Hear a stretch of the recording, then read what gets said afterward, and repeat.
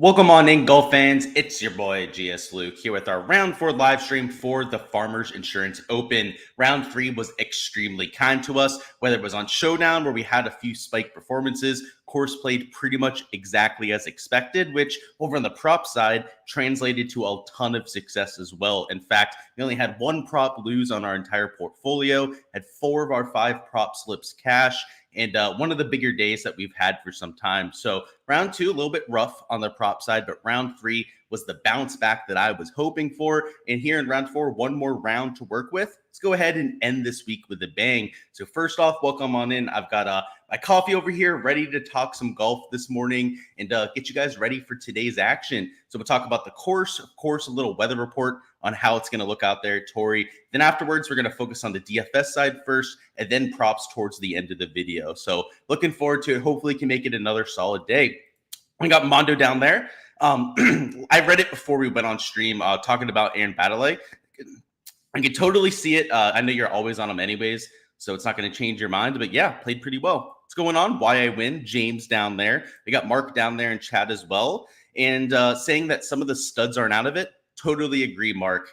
Let's just bring up the leaderboard. It is going to be a fun finish, an entertaining finish, as we pretty much see every year at this event. And a stat worth noting, or a trend that you're probably going to hear like 5 times today, is that the winner almost always comes from 5 shots or more back. You had last year, Homa with a huge comeback. Luke List had a huge comeback. Pretty much, I think the last 3 or 4 champions have all had to come back in some sort of capacity on Sunday. And it's the kind of golf course you've got with a South course, right? Torrey Pines. It's a major championship type of test. It's got that deep rough. Any miss is going to be penalized. And when you're playing under pressure, you're going to miss a little bit more often, right? I don't care if you're Tiger Woods, Phil Mickelson, some of these Hall of Fame level players. If you're feeling it, you're going to have you're going to be at least a little bit more prone to mistakes. So you're going to see that from some of the leaders, some of your guys at the top of the board, whether it's a Jaeger, Hogard, Pavon, Dietrich, heck, even a Pendrith and Taylor Montgomery, Knapp, pretty much the entire top end of the board is looking for that first tour win, is somebody that needs to go out there and establish themselves.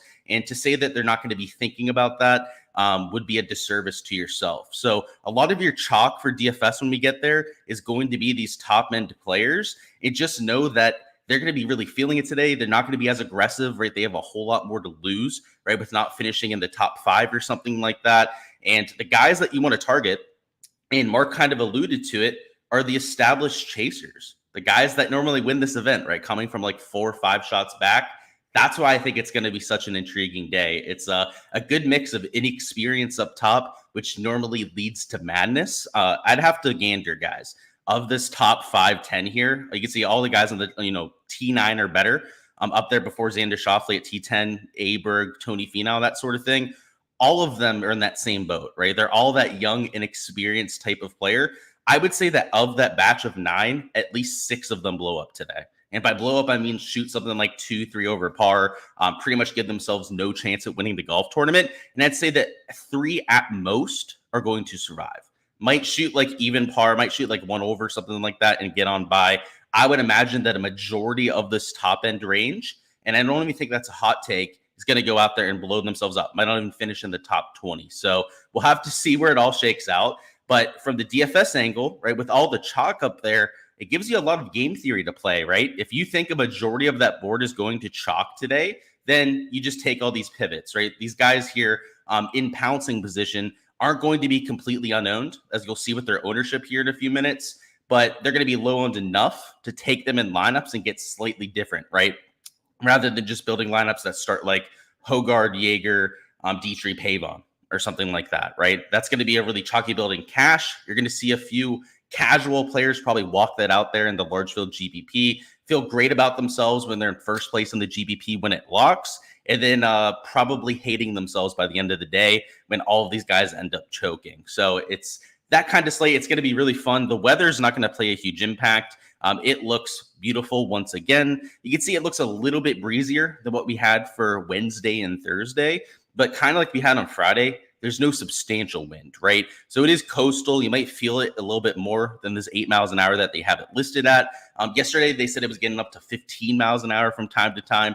And that was accurate based off the PGA Tour forecast. So this HRRR is normally extremely reliable.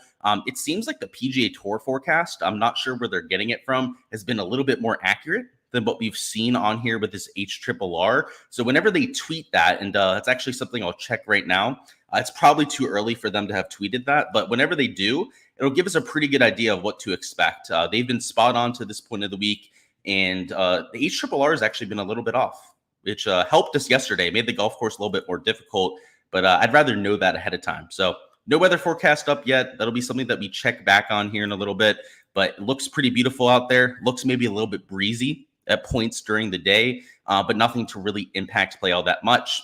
Speaking of the golf course, right? Played 1.5 over par. That was exactly what we were looking for, right? I thought it was going to play more difficult with those pins. We didn't get lift clean in place, which was fantastic. They didn't cut the rough. And on top of that, most of the tee boxes were pretty far back. They had hole number 3 moved up a little bit. They had 18 moved up a little bit to make it more reachable out there with the par 5. But outside of those 2 movements, it was mostly back pins. It was also a lot of difficult pin locations, and it played to the average we expected. So we're going to go through pins a little bit later. They look a little bit softer out here for what we have on Saturday, but they aren't soft pin locations. There's a few that are absolutely brutally difficult. Depending on where they put the tee boxes, especially on like hole number 3, could actually be a really difficult hole, even though it looks like it's in a bowl. So we're going to have to see once again. I think it'll play easier again than what we saw out there for yesterday's action, but I don't think it's going to play like what days 1 and 2, right? I don't think it's going to play around even par when they had the lift clean in place, when they had those truly easy pin locations. I think maybe something like 1 over par would be a reasonable average for the last round. So we'll circle back on that. We're going to actually go through all the pin locations together once again before we do our prop analysis. And the board, a lot softer out here for Sunday. And unlike yesterday where I went almost primarily fades, right? Mentioned the game plan, right? If we got the no lift clean in place, the no cut rough, and the tee boxes that were pretty reasonable, it paid off heavily. Now it looks like a few unders, like unders on strokes, overs on birdies, might be the way to go out there and attack this slate. So we're good on the weather. We're good on the golf course now. Again, we're going to circle back on the golf course a little bit later before we talk props. But now let's go through the DFS angle, which I kind of alluded to our strategy already, but let's go ahead and show you how that would work in practice. So if we're going to be fading these young guys at the top, these inexperienced players, I'm going to be fading almost all of them up top, which is an extreme strategy, an extremely contrarian take on this kind of slate. But you don't have to fade all of them, right? Let's say that you think Steven Jaeger is going to be one of those guys to hold on, then you can easily play him, right? Just make sure you're getting over the field. In single entries, he's going to be like 50%. So if you play him in your lineup, right, 100% exposure, you're going to at least get some leverage to the field. But in something like a large field GPP, you got to play him at like 60, 65% of lineups. So if you're going to play one of these guys, you got to commit to them, right? That's what I would say about these chalky players. In terms of the chalk to worry about, you got Jaeger, you've got Nikolai Hogard there. Who else is a little bit chalky? Will Zalatoris, surprisingly, has a little bit of attention there, but I'm not sure I'd call him mega chalk, right, at 16.6%, but notably Pavon right at 24.4%, and that's down here in the 7K range. So comparatively, that is much higher ownership than everyone else around him. You've got guys like Thomas Dietrich at 20.9%, and then towards the bottom end of the 7s and 6K range, you have a lot of guys that are just popping in terms of ownership. So by popping, I mean like 8%ers and guys like a Scott Stallings, Sam Stevens at 7%. Jake Knapp, I've got at 9.6%. So again, I call them poppers because they're not mega chalk, right? I mean, they're not double-digit ownership, but compared to the guys around them, it's an extremely higher level of ownership. I mean, it's like 4 or 5 times higher in a few cases, right? He's like double the ownership of well, not quite double the ownership of somebody like Nate Lashley, but still significantly higher owned, right, than some of the other guys around him. So you got Knapp there, and then Trace Crow right down here at $6,000 exactly. He's only 7% owned, but compared to the guys around him, right? I know Ryan Brem also there at -7, so he's there at 4.7%.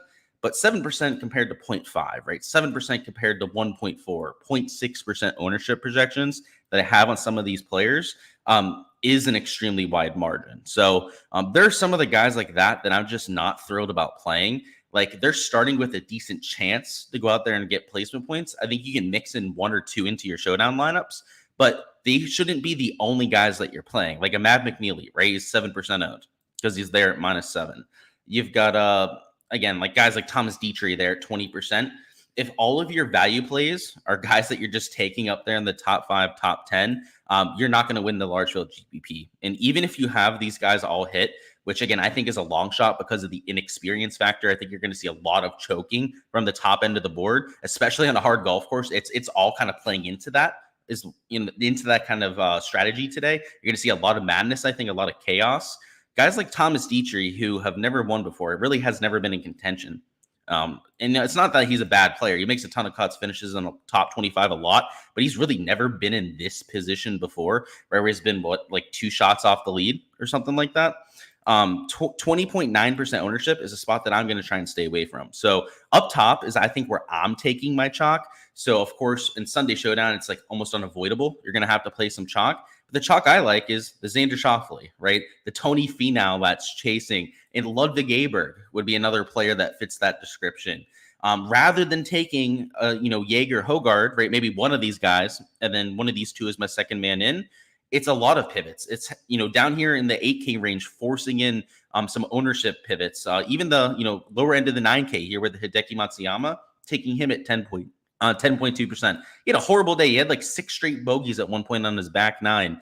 But one thing I know about Hideki is that he can be volatile from day to day, so I'm not that worried about it.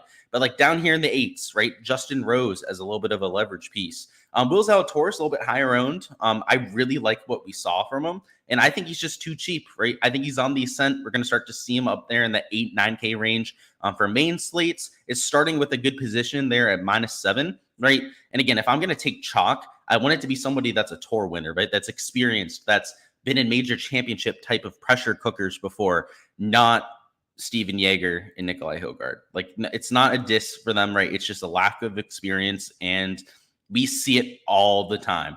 Like, it's just a tale that happens again, right? When one of these guys breaks through, like, we're surprised by it, right? When they're able to hold on to the lead, we're surprised by it because it doesn't happen that often, right? The odds on plays that they're going to go out there and flop, and I think we're going to see a lot of that today. I think we're going to see guys like Jaeger, Hogard shoot like a 74, 75. And I think, and it's not like them specifically, it's that whole top end of the board, all of those young players. I think you're going to see a lot of that today. Down here in the 7K range, we got Emiliano Grillo at -7, not getting that much ownership, a lot because of the players around him are also towards the top end of the board. And he didn't have the best round 3, right? Went out there, was a little bit flat, made some bogeys, I believe shot 1, 2 over par by the end of the day, but is an extremely skilled iron player, can get hot with the putter, putts decently on POA. I know the numbers don't look great historically, but has gotten a lot better over the last year or so on POA.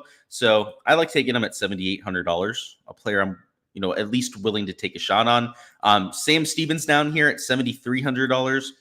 He's a guy you can consider at relatively low ownership, -5. So he's not going to get a ton of placement points, but I mean, if he shoots -4, right, that might move him into the top 5 by the end of the day. I mean, that's what I'm expecting from the top end of the board, guys. I think you're going to see a lot of those scores come backwards. -9, right? If he goes out there, has a flawless day, might be in that top 5, which would be fantastic, right? At $7,300 and 7% ownership. Scott Stallings has won here before. You can't count him out from going out there and getting a ceiling round. Doug Gim, a little bit further back, so you're not banking on the placement points nearly as much as him going out there and having a good round. So I think Doug Gim's worth playing in a few lineups as well. But more importantly than the players we're going through, what I wanted to show off is none of this was really chalk, right? The only really highly owned pieces that I'm taking would be like a Xander Schauffele, right? Like a Tony Finau at 20% plus ownership. Heck, Will Zalatoris, right? We'll call him chalk there at 16, 17% ownership. It's my spend ups, right? It's my 8, 9, 10K players that I'm spending up in terms of the ownership and then differentiating down low. The only exceptions to that is I would say Jaeger and Hogard are kind of in their own category, right? Because they're 30% owned players up here towards the top end of the board. And though they're in prime position to get placement points, there's a good chance Keegan Bradley has a spike round. Minwoo Lee goes out there, has a spike round, right? Makes 5, 6 birdies and easily outscores one of these two in terms of their placement points. Like they can go out there, win the golf tournament, right? Get that extra bonus at the end. They go out there, they make 3 more birdies than either one of these two players that wins. they're going to be the guy that you have to have, right? It's about, I think it's like 5.75 points per birdie that you're getting, significant out there for a showdown contest. And if you're making 3-4 more birdies than your competition, you're going to blow them away, even if they win the golf tournament. So, guys that are a third of the ownership that I think have a lot more birdie upside, a lot more, I would say a better incentive to be aggressive as well, right? These sort of players don't have anything to lose, right? I mean, Minwoo doesn't care about a 40th place finish. Keegan Bradley, same thing. He couldn't give a rat's ass about collecting a 40th place check this week. It's not really on the back of his mind.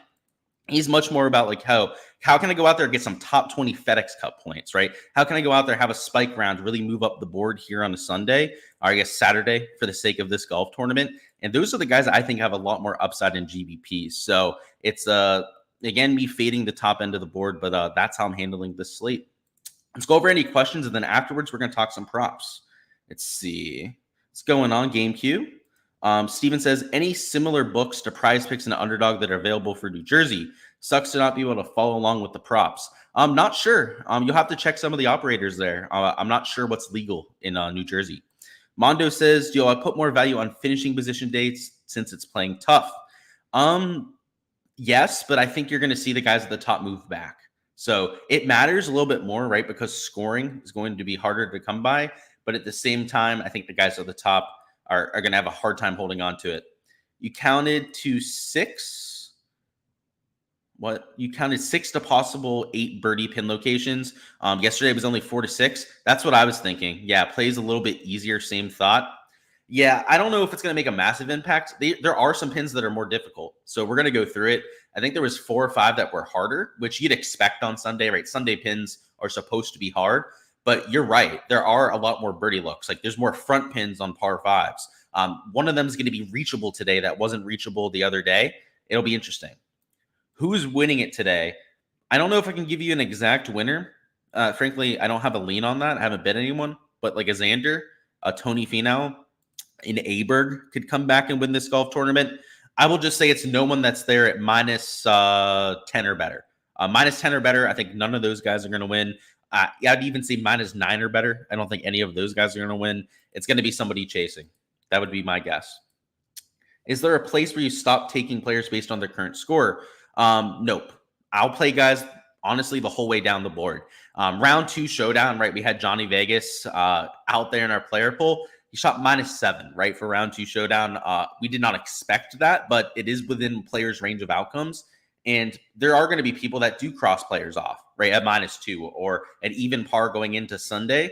And if they go out there, they make those 5-6 birdies, they're the player that you're going to have, right? There could be a bunch of guys that are maybe just getting into the top 20 down there in the 6K range that are only making 2-3 birdies on the day. I mean, if, for example, Doug Gim, right, goes out there and makes 5-6 birdies, he's going to be by far the optimal play, right? Compared to this guy's getting just a couple bonus points for finishing in the top 20. So I would say no limit, at least for me. That's how I play it. Any thoughts on the winning score? I think it'll be like minus 11 is what I would guess, minus 11. Hogard has some great performances on the other tour. I think he'll be able to handle the stress. Yeah, if you're going to take somebody, plant your flag on one player, right? Like I said, if you're going to commit to a player up top, just make sure that you fully commit, right? So committing on a Hogard would be playing 60% plus, right? So if you're in a large field GPP, 2/3 of your lineups should have him, if not all of your lineups, right? You should potentially consider locking him, right? If you're going to play him today. I could see it. I just haven't seen it before on the PGA Tour. It's another level. We'll have to see how he handles it. But it's more so about Hideki Matsuyama. Like if I'm going to just compare him to the pivot, right around him, $100 cheaper, it's Hideki's ability to go nuclear that I like, right? So Hogard, he might be able to handle the pressure. He might end up winning the golf tournament. But for DFS purposes, right, what we're talking about here, I like Hideki more because he has nothing to lose. He's going to try to make a lot more birdies. He makes 2 birdies. That almost makes up for all the placement points you'd get for winning the golf tournament. And I have a feeling these guys are going to be extremely conservative out there. So I like the chasers. And the one thing about the pin locations, right, I know we just mentioned that. Going through, I think it was YON mentioned the pin locations before. That's going to give chasers a chance, right? If you're aggressive, and a lot of them are in bowls, by the way, a lot of them have backstops behind them. So if you're playing the aggressive shot, you try and spin it off the slopes. I think you're going to have some potential eagle looks today. And my hot take is going to be somebody chasing is going to make an eagle today. We'll go through the pins. I'll show you why I'm so confident saying that. Somebody's going to hole one today and move way up the board. It's that type of pin location on like 4 or 5 holes. So I'm looking forward to it. I think somebody's going to win around -11, though. I don't think anyone's going to get out of hand. That's for sure. Thoughts on McNeely today? You find yourself going to 3 9K and 3 7Ks. I think McNeely's an okay play. He's going to be under a lot of pressure because he needs to finish top 20 to retain his tour card. I liked that, though. Right? I played him for Showdown the last 2 days because of that. He was somebody I was already getting to. He's an okay play. Like, I like Scott Stallings. I think Mad McNeely's a pretty decent play here, too. Yeah, I'm okay with it. Ray's only 7% owned, so it's not out of hand by any means. Finau has been horrible with the putter. If you can get hot, love to see Homa and Aberg lower ownership. Yeah, makes sense to me, especially if you're trying to get a little bit different with like a Homa and Aberg. 2 holes have cost Aberg like 4 strokes when he 3-4 putts. I think it's a real issue, though. He missed another shorty yesterday for birdie. I think it was like 2.5 feet and he missed it. So I think there's something going on there. He doesn't seem that worried about it. He laughed it off both times when he 4-putted, and then when he missed that shorty, he just kind of chuckled about it and moved on. If he has that kind of attitude about it, I think it's fine. I think that's good news, but I don't know how long he's going to be able to put that charade on for if he keeps missing those 2-footers. So I would say medium worried about Ludwig Aberg's putting right now, but I like him as a dart throw. That's for sure. He's one of those -7s that can win this golf tournament. And then what were you saying about Finau with the putter? I agree with you on Finau with the putter. Also just missed out on an eagle look yesterday. I think he's going to get more to drop. One locked of the top 9, faded all the others. That's the strategy, right? If you really think one of them is going to go off, then pick your guy or pick your maybe 1 or 2. Might even want to take 3 of them, right? I would say like cap it at 3. You're going to take anyone up there in the top 9, take 3 of them, and then fade the rest. And then on those 3, commit to them, right? Play them in a bunch of lineups. That's how you should play this slate. I'm fading literally all of them. That's, again, I'm expecting madness, and I'm going to build lineups for that. Still looking for those who had Google approach numbers, or is there something you're saying for good approach numbers, right? Or something more important? Yeah, I think it's always important, James, especially if you're trying to find guys down there in the 7-8K range. Up top, it's not really a part of your process, or you just pick your studs. They're almost always playing well anyways. But yeah, it still matters. Any thoughts on Batia? I think he's a decent chaser. Isn't he at -6? The ownership's not out of hand either. So I purposefully didn't want to talk him up because I don't want to make the ownership go higher than it already is. I got him at 13.5%, -6, adequate chaser. Likes to make a lot of birdies. So I think that goes well for somebody like an Akshay. I like him, man. I absolutely like him. He's in fact somebody I hope that other people don't play. Because if he's 13% and I play him in 35%, that's good leverage to the field. I feel pretty great about that. All right, let's go through some lineup construction stuff. Then we're going to hop over here to Underdog and build a few slips together.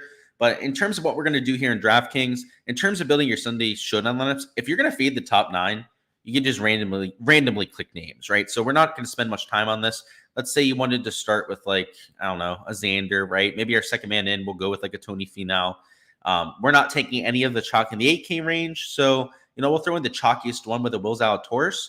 We don't have to think that much about our last 3 spots, right? We're avoiding that 30% chalk up there. I'm not playing any of that 20% owned chalk down here in the 7K range. So if we wanted to play McNeely, right? I know somebody mentioned him. You could throw him in there. Doug Gim for a little bit of leverage right down there at -2, also $6,800. And then pick our favorite $7,300 player, right? Do that, round out this kind of lineup. Not much thought needs to be made, right, when you're avoiding a lot of that chalk up top.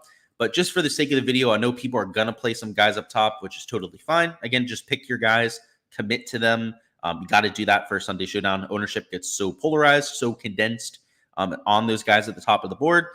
Just let me show you how you'd have to differentiate, right? So if you're going to play some of that chalk, let's say that Hogard, and I think he's, honestly, if I was going to pick one, it'd probably be Hogard to hold on to his position. I agree with a lot of the takes in chat.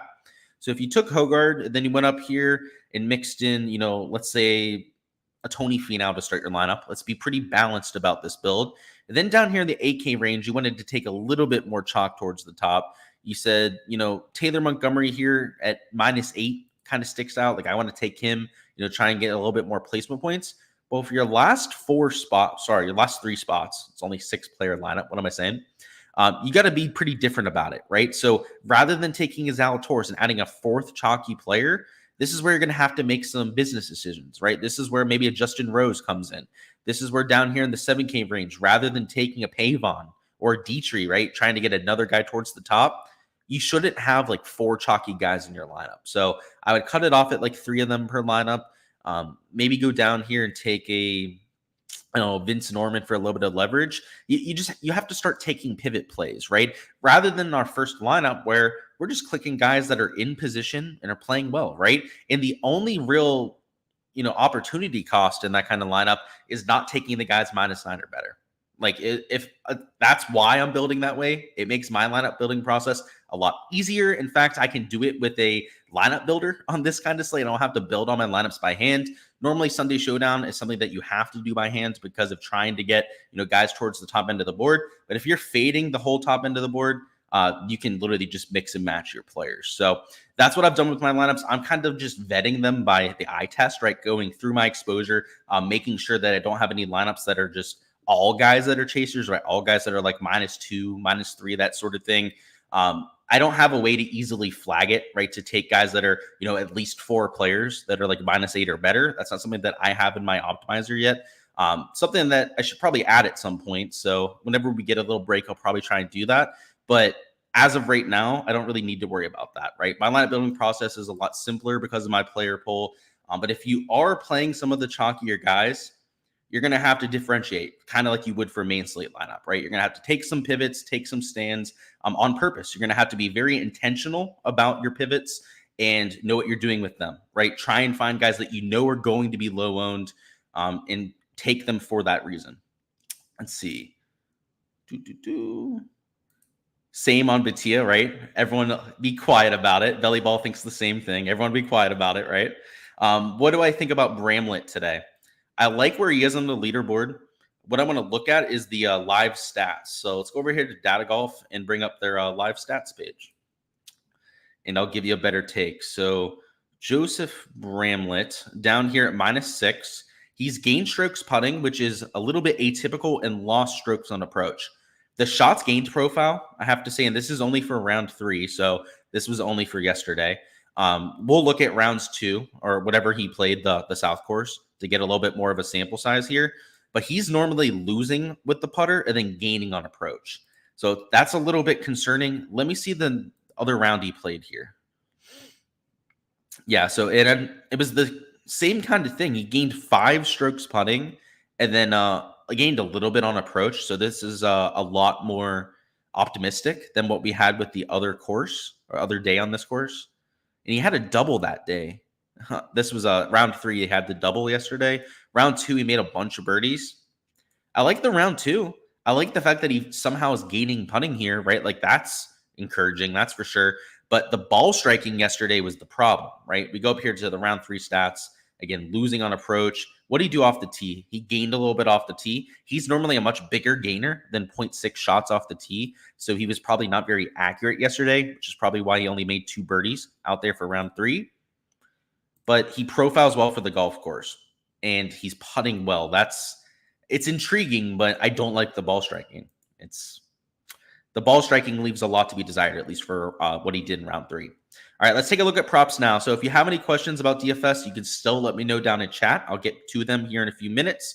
But we're going to focus on pin locations and then what we're going to do on the prop side after. So let me go ahead, bring up the pin sheet, and then let me go ahead and bring up the PGAtour.com so that we can look through all these locations. So just one second here. I'll get a sip of my coffee. A large gulp of my coffee because I haven't been drinking nearly enough of it yet. Let me go ahead and bring up Tourcast and we'll get this thing rolling. There we go. So pin locations, I'll give you the little Spark Notes version before we go hole by hole. It looks a little bit softer for round 4. So we're going to show you what I'm talking about. We're going to compare to the round 3 pin locations and to show you why I think the course is going to play a little bit easier here for round 4. So, and by a little bit easier, I don't mean like days 1 and 2. Days 1 and 2 had lift clean in place. That had a lot to do with the easier scoring average. I'm talking like 1 over par. So the scoring average yesterday was a 1.54 over. Let's go ahead, just bring that up on Data Golf, show you, right? 1.54 over par. I think it's going to play +1. I think it'll play to about a 73 average, which will be a good barometer for when we get to the prop side here in a second. But to convince you guys and to show you guys why I think it's going to play to that average, let's go through these pin locations. So it's a little bit small on here. Let me go ahead full screen this. There it is, full screen. So we can make it as big as humanly possible. But hole number 1, we got a back right pin location. So this is a medium length par 4. It's playing over here in the back right. For round 3, I believe it was a front pin location. You had a little bit of slope behind it. So this pin over here to the right, I would say is a little bit harder than what we had for the 3rd round. But this is one of the only holes where that's going to be the case. So I shouldn't say one of the only holes. There's probably like 5, 6 that'll be a little bit more difficult here for the final round. But when we get to some of the easier pin locations, you'll see what we're talking about. So next up, we've got a pin location here in the back left. It's tucked 6 off the left side, 23 paces onto the green. And this pin location is a little bit of a bowl. So you'll see that it's up here in the top left. You have a little bit of slope from left to right, helping you with any shots that miss left. If you miss far enough right, you do have a slope that takes it away. But all the topography around this green right here is sloped up, kind of like a little berm, a little bit edge over there. So any shots that are running in too hot when it's firm and fast, a lot of times they'll get kind of skipped off that berm and come back a little bit. But this pin locations, I mean, it's a shorter par 4. It's easier than what you had for round 3, just because they had it down in this little corner down here, and it was a little bit longer right back there in that back corner. And on top of that, you had this little canyon, this little ravine down the right side. You had this bunker that was gobbling up a lot of golf balls. Over here in the back left, you do have a bunker to worry about. But again, the topography is a lot flatter. Any miss, it's going to be easier to get up and down. It's just you don't have to deal with this slope. And I think that slope was causing people problems. Anyone that was missing left was having a hard time getting up and down. There's an elevation change to worry about if you miss to the right, which was causing people problems getting up and down too. It's a little bit more straightforward. Enough time spent on one pin though. Hole number 3 is over here on the right. It's a bowl pin location. So you can see over here, you have a slope coming down from the left, coming down to where the pin is going to be. And then behind the pin, you got the slope here too. So the slope behind it isn't going to get the ball as close as the slope to the left might. So I think the perfect shot here would be to hit a draw that lands into the slope right here. It's going to be real wet, obviously, so the ball's probably going to stick right there, at least in terms of its distance control. And then I think it might roll down the hill and get really close to the hole. So a lot of it's going to depend on the tee box here. They moved it up for round 3, so this is one of the tee boxes that they made easier out there for moving day. I'd imagine that they're moving it back to its full length, so that this is going to play closer to like 180 yards. Because it's about 15 yards downhill, it's only going to play 165 yards. And given the fact that it's in a bowl, I think you're going to see quite a few birdies here for round 3. So it's the easiest pin location. It's the furthest away from the ravine over here. So people aren't going to be scared to be aggressive. And though it only played 140 yards, it was over here in the front left, over here for round 3. I think you might see more birdies here for round 4. Just because of the pin location and its proximity away from the hazard.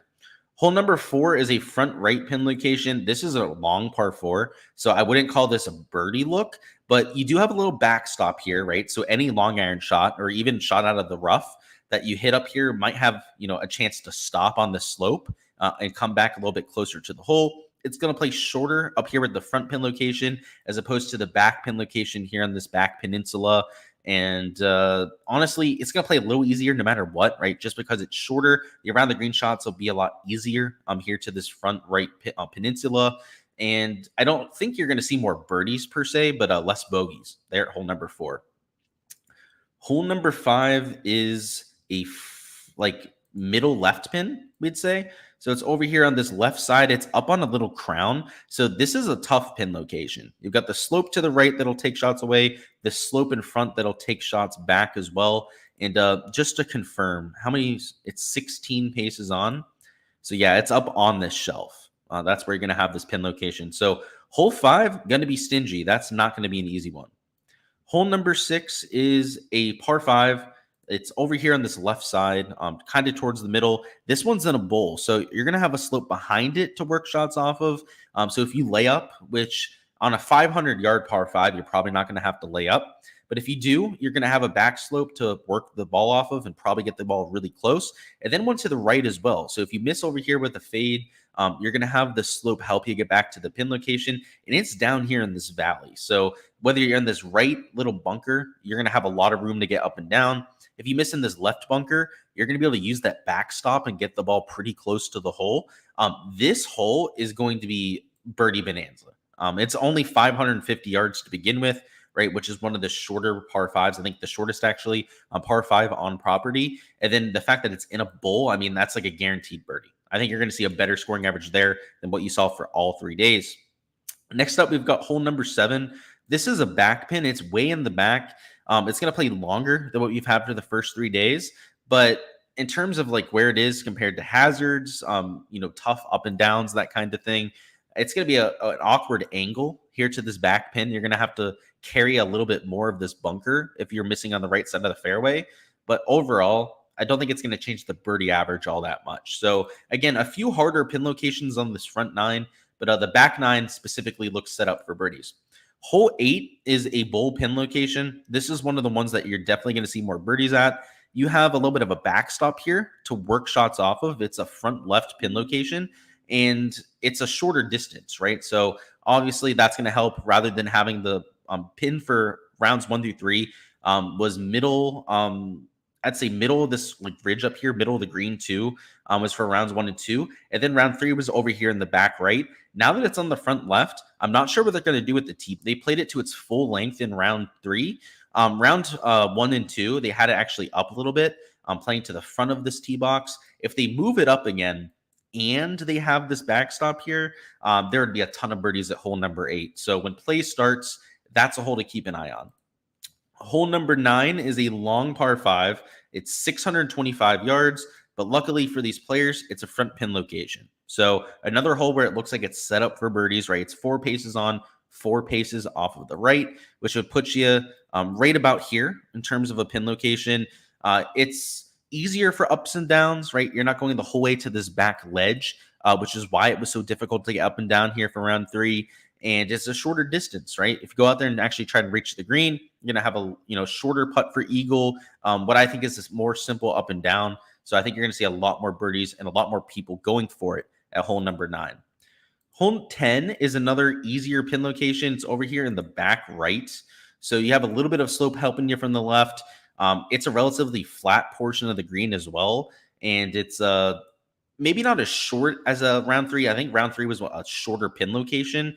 So you did have a shorter club in, right? Maybe a wedge as opposed to like a 9-iron or a pitching wedge, like what you're going to have here for round 4. But it's still pretty straightforward. So I'd say pretty neutral, all things said. 11 is a front pin. This par 3 is going to play significantly easier. You have a little bit of a bank here on the left that'll help you. But in terms of distance, it's almost like a 30-yard distance from this back pin location to the front. The tee box was moved up for round number 3. It was only moved up 1 tee box, though, so it wasn't that drastic in terms of the length. They'll probably move it back to the tips right out here for Sunday. But the main thing to focus on is that green, right? It's going to be moved up a whole 30 yards anyways. So even if they move the tee box back 10 yards, it's still going to play 20 yards shorter, right, than round 3. So rather than being 213, it's probably going to play like 180, maybe 190 yards out here to that front pin location. And you don't have to carry bunkers, right? So what you had days 1 and 2 was there in the back right. In this back left pin location, you had guys going over the back of the green. You had guys missing left and having a really tough up and down. Round number 4, it's simple, right? It's there in the front. It's a pretty good birdie look, all things considered. Hole number 12 is a back left pin location. Gosh, they got all this CDW shit showing up. It's annoying. This one's tucked in the back. This is a tougher pin location. So I would say comparable in terms of distance to what you had in round 3. But yeah, tough because of the length, right? It's already a long hole to begin with. Hole number 13 now is a back right pin location. This one's up on a little bit of a shelf. So unlike the other par five, I think this one's going to play a little bit more difficult. I have a feeling though that you might make this hole a little bit shorter. So they made this one a little bit shorter for round 3. I believe rounds 1 and 2 was also up on this tee box. So I'm assuming they're going to do the same thing. If they move it back, it's going to be a layup hole for a lot of people. So I think there's even a chance that they would move it up to this tee box and make it even shorter than it was before, just because this pin location is devious. It's the hardest on this entire green. You see it a lot of times for round 4, but in the past, we have seen them move up that tee box. So if they do that, it makes it a lot more fair. You might see people in this fairway bunker the whole way to the right side if they do move it up to this tee box, and it's reachable in 2 if they do that. So it'll be, I'm not expecting that, but we have seen that in a few years. Hole number 14 now is a back right pin location. It's up here. I wouldn't call it a shelf, right? This isn't a drastic slope by any means, but it's tucked over there on that back peninsula. Hole number 15 is a longer par 4. Hole 15 is a front pin, so it's going to play a little bit shorter. You do have a backstop to work with here, so this one's going to be a little bit easier because of that backstop. Hole number 16 is a back left pin location. This is the typical Sunday pin. They normally play this to its full length. They didn't mention on the broadcast that they might move it over here to this tee box and play it across the canyon, as opposed to like more so just over the land over here on this side. If they move it over the canyon, that would make that tee box shorter, right? Rather than like 230 yards, it'd probably play like 165, 170 yards, right over here from that tee box location. But it would give you an awkward angle, right? There's a lot of slope at the front end of the screen. If you miss right, it's going to get propelled even further down. And to take it on, right, you got to take it over this bunker. So that we'll see. I'm assuming they're going to play from this tee box, but I'm mentioning that little wild card spot because they did mention that on the broadcast yesterday. And then hole 17. Meant to click 17. Let's go to 17. 17 is a front pin. It's going to play shorter. This is a birdie pin location. You get a little bit of a slope behind it that you can work it off of, but just going to play shorter. You get to also play it right in front of this fairway patch there. So if you do spin it off, you might be able to putt from this fairway.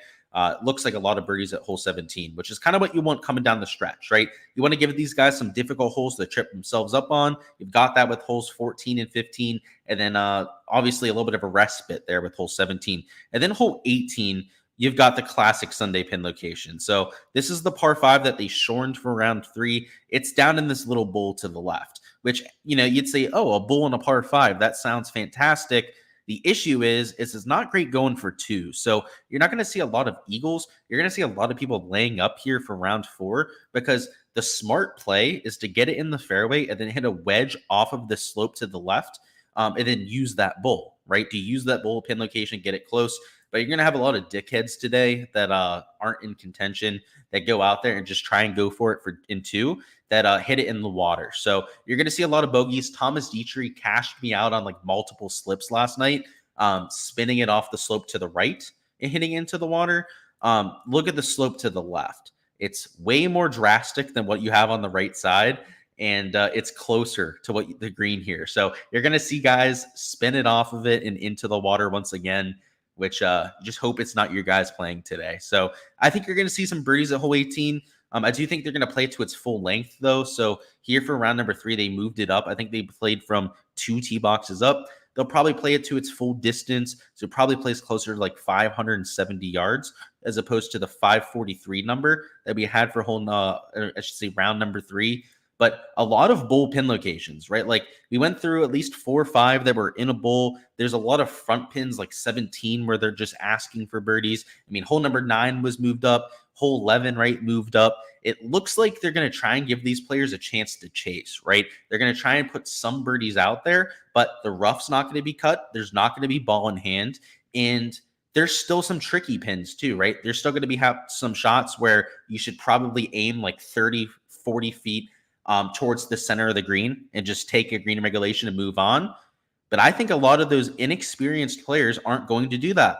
I think you're going to see these guys take on a lot of those pins and probably fail a lot today. So whoever's the smartest about their positioning, I think the person who has the best game plan today is going to win out of those 9, right? If any of these guys are going to hold on and win this golf tournament, or maybe move up to -10, -11, win this golf tournament, for somebody like a Montgomery, Knapp, that sort of thing, it's going to be the guy that has the best game plan for those hard pins, the ones where you just need to make a par and get out of there. So driving is going to be a huge part too. If you're in that rough all day, you're going to blow up as one of these top 9 players.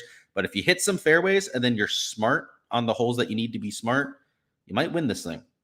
Let's see. Good luck today. See you at the top. Absolutely why I win. Appreciate you. Peace out. Any 3 holes that you see for a birdie streak? Not in particular. Like if we look at the scoring average, something around like 9 and 10, right, looks a little bit feasible.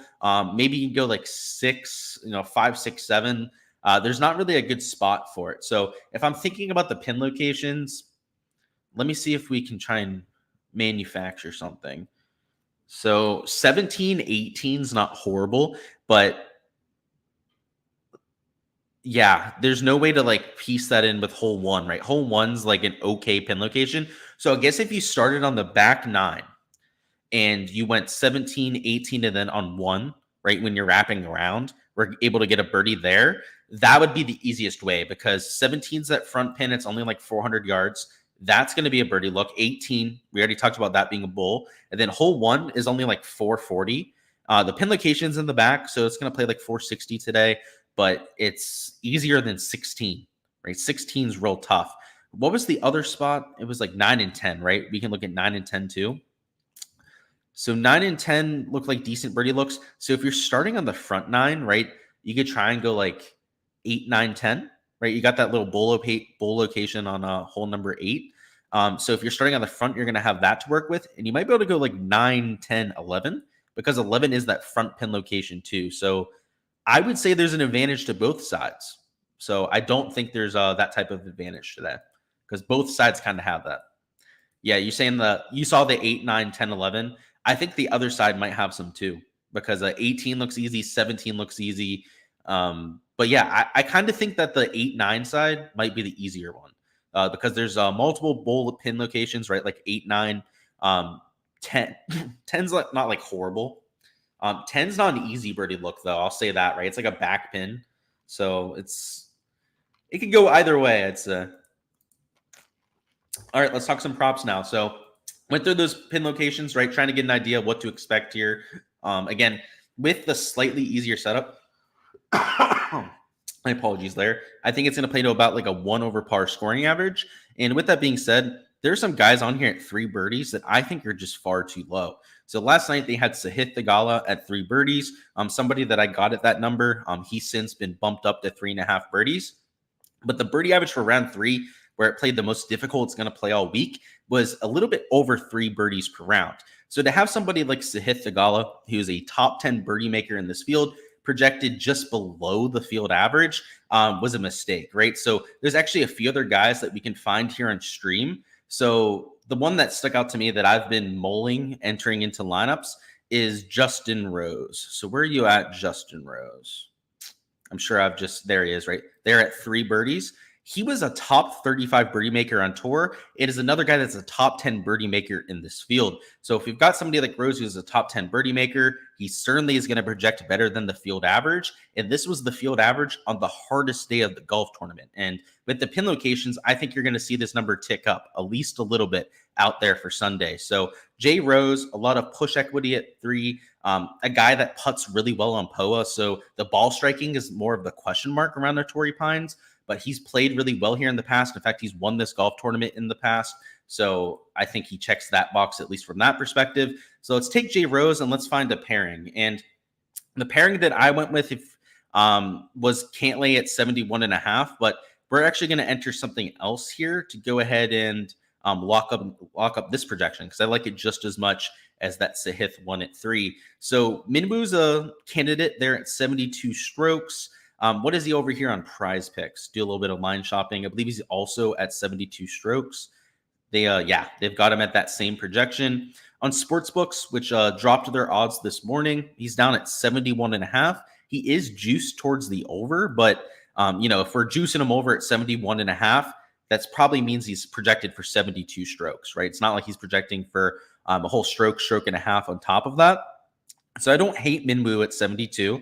If the scoring average is going to be 73, if we're excuse me, guys, if we're expecting it to be like a 1 over par scoring average at a par 72, right, that would be about a 73 average for the field.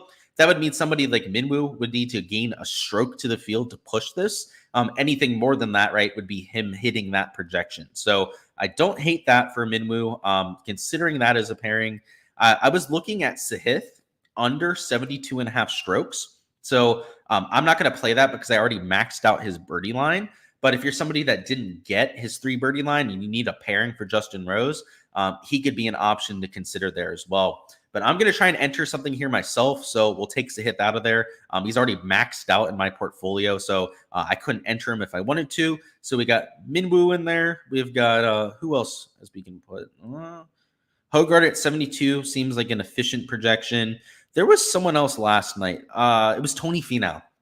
Now, it feels like Tony Finau is going to be the one that I take. And if you look at the sportsbook odds, he's actually the one that's the least amount of value, which I found very surprising. And in fact, this is the only reason that I haven't entered Tony Finau yet, is the sportsbook odds are kind of throwing me off my game here. So if you look at his odds on the sportsbook, right, he's a minus 145 towards the over, which I found surprising as they have Cantlay, right? He's going off earlier, and I know Cantlay is maybe a slightly better golfer than Tony Finau, but he's minus 135 towards the under. Tony Finau, right, even if he's a slightly worse golfer than Cantlay, which I agree with, I think Cantlay is just really damn good. I think there's a lot of consistency in his ball striking now. But with Tony Finau, he's playing well this week. Right? He's up there in the top 10 of this golf tournament right now, or I think T10 as of right now, right, in the golf tournament. Cantlay is not playing as well, right? He's a little bit further back the board. Why the hell is Tony Finau not at the same type of odds? So I disagree with the sportsbook. And in fact, my gut is something that I trust out here with Golf Law, especially because I've been doing this for a long time. We're going to take Rose with Tony Finau. We're not going to take the Minwoo. We're not going to take the one that is maybe slightly better value when you look at the sportsbook. I'm going to take the player that's playing well, has played well at this golf course, and that on Sunday needs to play well to move up the board. He's going to be damn motivated to do so. So the Justin Rose one is a little bit more of a play on the conditions. Again, I think the birdie average is going to be above 3 today, probably closer to like, I would say at least 3.3 birdies. I would say maybe even closer to 3.5 birdies per round. And then down here with Tony Finau, I think the scoring average is going to be about a 73. So he's going to have to gain 2 strokes to the field. He's going to have himself a pretty solid day, right, to shoot under par. But with the easier pins, with the fact that he's going to have to make up ground, right, to get into contention, I think he'll be motivated to do so. So that's what we're going to take on the underdog side. Again, if you're just joining us, it is an under on Tony Finau strokes, and it is an over on Justin Rose birdies. Let's see, any questions with underdog? If not, let's go over to Prize Picks. Looks like we're good on questions. If you have any props that you want my take on, just let me know down in chat. Now let's look over here on Prize Picks, where they've also got Tony at 71.5. I'm probably just going to stick to underdog for my exposure, right? Not going to overexpose myself to any one player. But over here on the Prize Picks side, the pricing is very similar. In fact, you've got a slightly better number on Hogard available. So if you were trying to back him today, that would be a better spot to do so. You also have a slightly better line on like guys like a Dietrich, right? Pavon's up here at 73.5. And if you're looking for a plus EV play, which I entered him in a slip last night, actually, with a Patrick Harrington birdie or better matchup. He was up against Alejandro Del Rey, who's the number 3 birdie maker on the DP World Tour. So I took the under on Harrington's birdie or better matchup. And Del Rey, the guy we took, won 8-2. So absolutely smoked him. And the other prop that we have with it is this under on Pavon at 73.5. So if you're looking for like a sportsbook value, like if you're a plus EV guy and you're just looking for plus EV value, well, Pavon is minus 145 to the under. And if you don't just want to use one book, you can go over here on what is this? Caesars William Hill, and he's minus 155 for the under over there. So if you're looking for just a pure plus EV play, Pavon has to shoot +1 to go over, actually, let's say under this projection, right? And hit for us in terms of an under. But you got the sportsbook value and you got a player that's motivated, right? He's up there in the top end of the board right now, right? He's T2 at -10. He's going to be conservative, which you like for somebody that's at a projection of +1 needing to hit. And he's also up there in the top end of the board. Like, he's playing well. He had his worst round of the golf tournament on Saturday, only shooting even par, which would have covered for us by a whole stroke right there at 72.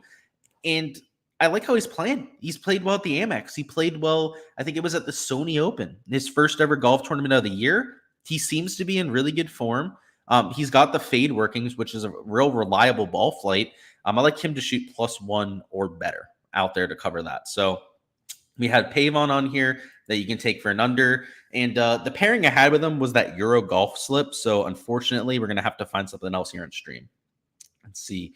Any questions on matchups? We always get questions on matchups. So I'm surprised we haven't seen one. Anyone else at 3 birdies that I like, for example, Griot or Decky? Considered Decky, don't like Griot. I feel like if it's like a 3.4 average, that would put Griot at like 3.2, 3.3 birdies, which is a lean towards the over. It's just not a massive edge. Top 20 props. You have any you want to ask about? Because I haven't looked at the board myself, and I don't think Hard Rock Bet even lets you bet on them right now. Pavon has made you a believer. Same. He's playing good golf, and it's been consistent, right? It's not just one event at this point. It's been like 3, 4. He might have a bad day today, right? Might make us look a little bit bad, but he's got a larger sample size of playing well. That's for sure. All right, let's find a pairing here for prize picks, and then we'll bring up Hard Rock Bet. I'll see if they have top 20 stuff up. I might be wrong there. Hopefully I am. I hope to have them up, but normally they don't, I feel like. So we got Pavon under. Again, I think the course is going to play easier than I think these prop sites think. And it's not by a ton. Maybe it's like a stroke difference in comparison to where they have it projected. But it should give us a few values on overs. Like, these birdie props are better on Underdog, so I'll probably avoid them here. They could take Tony Finau, right? That is obviously the same number that we got on the other sites. But I kind of want to differentiate it, right? I'd rather not overexpose myself to one player. I'd rather just have, one slip with each guy. That's usually how I run my ship out here. So let's not do that. Let's use someone else. We could go Hogard, right? Make this the 2 young guys slip. Like, I don't like their chances to go low today, but to shoot +1 or better, like, sure, with Pavon, like to shoot even par or better with Hogard, like, that feels reasonable. I'm going to stick away from Hogard, but that's a lean for sure. I would lean the under on Hogard. Golly. I hate betting at Torrey Pines, frankly. It's not my favorite. What is Keegan Bradley's odds? If he's plus EV, I can get behind a Keegan Bradley under. So that's why we're going to check this. Keegan Bradley is -140. Oh, look at that. We've spoken into existence. Look at this. So this is just going to be the plus EV card. Okay. So let's look over here on Caesars. I believe they have Keegan Bradley's odds up. Look at this. He's -155 over here. Sold. This will be the slip for the stream. So I actually already have a slip in with Pavon. Fuck it. We'll just add more. That's okay. Pavon, you better have a good day today. You're going to be the key to multiple slips for me now. So my whole limit of $20 on prize picks is what we get to work with on this account. It won't be my only exposure today. I'll just say that much without getting myself in trouble. But we'll throw in those two. They're both plus EV leans, which I don't like only exclusively play plus EV stuff out here for golf. I'm far from it, but it's good to see that the sports books obviously agree with that sentiment out there. Shoot +1 or better for Pavon, shoot even par or better for Keegan Bradley and whole cover, which I think is pretty reasonable for both golfers. He's at 71.5 on Underdog. So yeah, a whole stroke discrepancy. We'll take that. That's for sure. I think an over at 71.5 isn't a terrible idea either, right? It's a whole discrepancy in the other direction. So if you wanted to go out there and try and middle that, I don't think that's a terrible spot because it feels like his likely score is something like even -1, maybe +1 if he goes out there and has a bad day. I'm not going to do it, but you could over that too. That's interesting. It's good that we have that one stroke discrepancy, but that's an intriguing. If it was a 0.5 more difference or a whole stroke more difference, it would definitely be a middling opportunity, but it's even intriguing at just that one stroke difference. All right, so we got this on prize picks done. We already went through our underdog stuff. If I'm going to leave you with any closing thoughts, it would be to check out the tee boxes when they start play. So yesterday, right, we did a lot of research and trying to figure out whether the pin locations were going to have a huge impact. We kind of know what the pins are going to look like, right? There's some easy ones, there's some hard ones out there. But if they move up the pin at hole 3, if they do the same thing they did for round number 3, that is going to be a super easy pin location. Hole number 9, about a 600-yard par 5. They move up that tee box. They make it 570 yards. That's going to be reached in 2. Hole number 6 is a bull pin location. I think we might see eagles out there at hole number 6, whether they move up the tee box or not. Hole number 8, right, the bull pin location to the left. Are they going to move up that tee box, right, and make that a wedge in, right, so we can really use that backstop? There are a few spots where they could really juice up the scoring for today. And they made it real difficult yesterday, right? They turned up that difficulty. It at least seems like the theme for round 4 is them like easing back on that a little bit, right? Some of these bull pin locations can sometimes be really telling of what they're thinking for a given round. And honestly, the bull pin locations look like moving day to me, right? You've got like hole 8 in particular, right? Hole 6 in particular that are going to be absolute cupcake pins. Hole 18, right? It's kind of like a moving day type of pin. It's what we see Sunday every year at Torrey Pines, but it has that kind of feel to it. Would not surprise me to see some of the tee boxes moved up. So when play starts on the shot tracker, the way that you look at this, and people out there might not know this already, but if this is new information, this is something that you should know. When the round starts and they load in the tee times out there for round 4, so this will change from their stuff from yesterday, from like through final, right? Their round 3 stuff, it'll change to their tee time. So it'll show Steven Yeager and then their tee time over here. When that happens, that means that the round 4 shot link is updated. So you go down here, if it doesn't already change to round 4, you click this, you go down to round 4. And then when you click on these overhead views, so you don't click on Tourcast because it'll be all out of whack when it first starts. But what you can do here is you can click on the holes and it'll show you this little white dot here where they're going to be teeing off from. So you can click on like hole number 8, right? And it'll show you where they're teeing off from. For example, right, you go to hole number 3 here. They have the dot way over here because it only played 140 yards, right? For the last round, I think they're going to play it from back here, right? Most likely going to play from the back tee box. But if for some reason, right, they're using like one of these tee boxes or maybe one of these up tee boxes, like that is significantly easier than what we're expecting. Hole number 8, right? They have this dot back here in the back left. They might move it up like they did for rounds 1 and 2. If they do that, that's going to be a super easy birdie look. Holes like hole number 15 that are super long. Holes like hole number 4 that are super long. If they move up those tee boxes, like if that happens, the closing thought is hammer some unders on strokes. Take some overs on birdies in bulk if you're going to see that type of trend, because the pin locations are already easier. And then if you add that on top of that, you could see a scoring average of like even par. So I'm calling for it to play like 1 over par. But if we get that kind of setup for some reason, I'm going to be hammering some unders on strokes and overs on birdies. So let's go ahead and bring up Hard Rock Bet now. That's it for the prop side of things. Appreciate all the support here, guys. Go ahead, smash that like button if you guys are in this live stream, and let's have ourselves a Sunday. But for anyone that wants to look at some Hard Rock Bet stuff, we're going to bring up the board right now. And I think I'm going to take a live outright on 1 or 2 of those chasers. So let's have some fun with it. I don't have an outright that's live right now. I had Max Homa, Akshay Bhatia. Actually, Akshay Bhatia is kind of live, right? So he's my longest shot of all of them is the only one that's even just kind of live at this point. But I took Homa. He's way out of it, right? He's not winning. Morikawa missed the cut. He can go F himself. Sahith is definitely not winning the golf tournament. But what's Bhatia at? He's like -6, so he's 100 to 1. I got him at 75 to 1. So at least he's somewhat in that same range of what he was going into the week. But yeah, we're going to try and take someone live here for an outright. Here, I'm not sharing my screen. I just realized. My bad.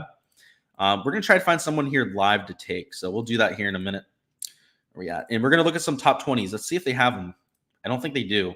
So if there's any that you want me to look at, you're going to have to let me know on your end because they don't have them up on Hard Rock.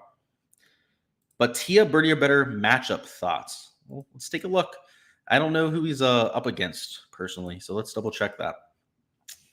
So Akshay is playing against Adrian Dumont de Chassart. I would say that ADDC, as some people call him, Dussart, he's an extremely talented player. I think a lot of people have high aspirations for him. He's probably going to be an extremely high birdie percentage player, as his putting is through the roof. The issue I have with him is that his ball striking leaves a lot to be desired. He's not very consistent. And on the flip side, you have Akshay Bhatia, who was a top 25 birdie maker on tour. That's a lot more consistent with the ball striking now than what you have with, an Adrian Dumont down there. So I would lean Bhatia for sure. Now, I hate birdie better matchups. I hate their volatility. I hate the fact that ADDC might shoot like +3, but make 6 birdies. It might beat Bhatia that it shoots like a -5 and has a perfect round without any bogeys, just because of the way that the birdie matchups work. So I'm going to stay away from that. But yeah, I would lean over on Akshay. He's the better player, I would say, in a similar level of like birdie percentage type of guy.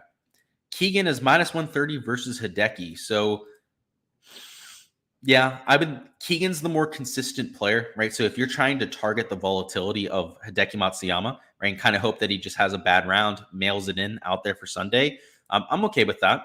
I feel like -130 juice is appropriate. So if we compare their strokes lines, right, we got Hideki at 72.5. They also have Keegan at 72.5. So yeah, they're in that same type of vein. Yeah, I lean Keegan, but the -130 juice feels appropriate. It feels like that's a neutral prop in terms of your EV, if that makes sense. Like he's got a higher hit rate than what you have with Hideki, but you are paying that 30% tax. So you're having to pay for that advantage, right? So we'll leave it at that. Let's find what we're going to do for a live outright. I want to pick a horse to support today. And I'm not taking any of those top end guys. So as we said for Showdown before, I'm going to take somebody that's chasing from like 4 or 5 shots back.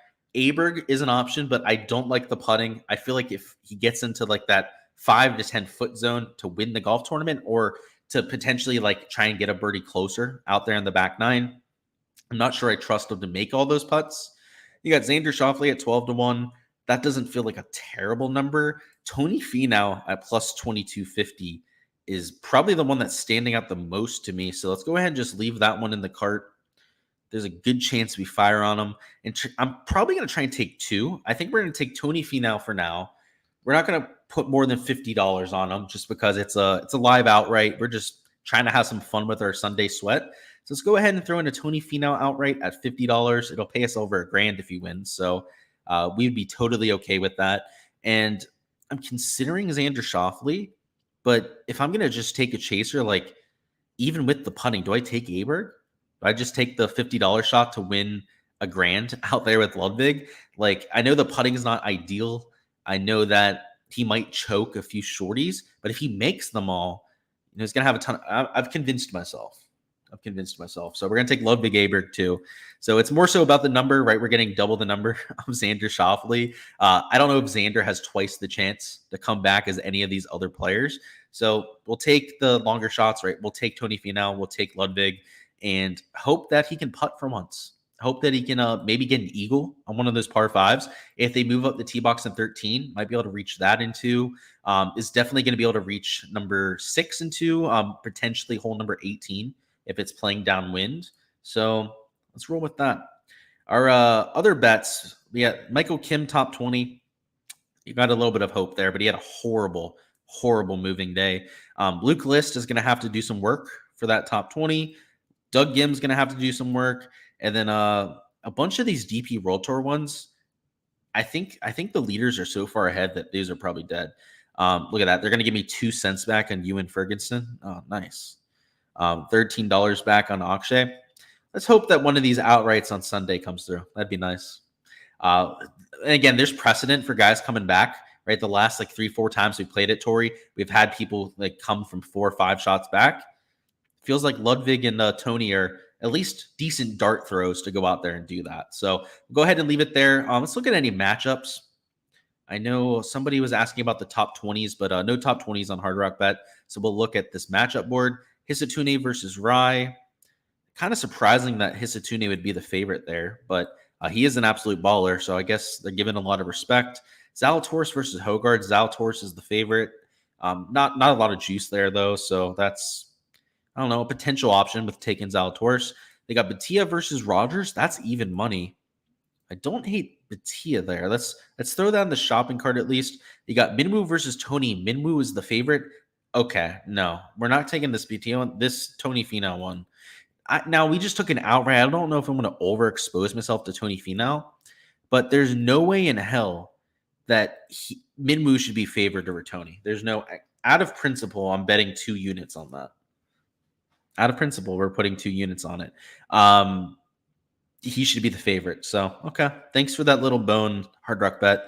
That's definitely going to be our main matchup for today. And again, I hate the fact that I'm getting so much exposure to the Tony Finau today, but I mean, the numbers are a little bit disrespectful, in my opinion. Let's see. Homa versus Schauffele. Homa's a sizable underdog. I agree that he's an underdog, but plus money is intriguing. Let's see. You got List Lowry. That's an even one. I agree with that. Pretty even on Dietrich Pavon. I would agree with that too. Hardy Shank. Hardy's playing the better golf, so that's actually intriguing as an underdog shot. We'll probably leave it at the Tony Finau one. In terms of just like blatant misprices, like a lot of these other ones, I would tend to agree with the pricing that we have. But yeah, Tony Finau is only the minus 105. Like, it's not like we're getting plus money on Tony, but it should be the other way around. Like, he should be the minus 115. He should probably be like minus 120, minus 125. Minwoo is a talented young kid, but Tony Finau is an established tour winner. Like, there are levels to this game, right? Minwoo is going to get there eventually. It's probably going to take him a year or two before he starts winning PGA Tour events on the regular.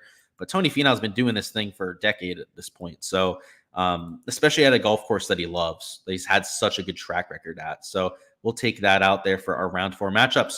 That's all I've got for this live stream, though. Appreciate all you guys down in chat. That's all we're going to touch on here for Saturday. Best of luck with your exposure, whether it's for props, outrights, whether it's on the DFS side. And let's have ourselves a solid end to the week. Appreciate the support here. Smash the like button on the way out of here. Subscribe for all the content next week, because we've got an elevated event. They've got Pebble Beach, the Pro-Am out there. Pro-Am will slow things down a little bit, but all the best players are playing, right? You've got like the Rorys, all of the top 5, top 10 showing up.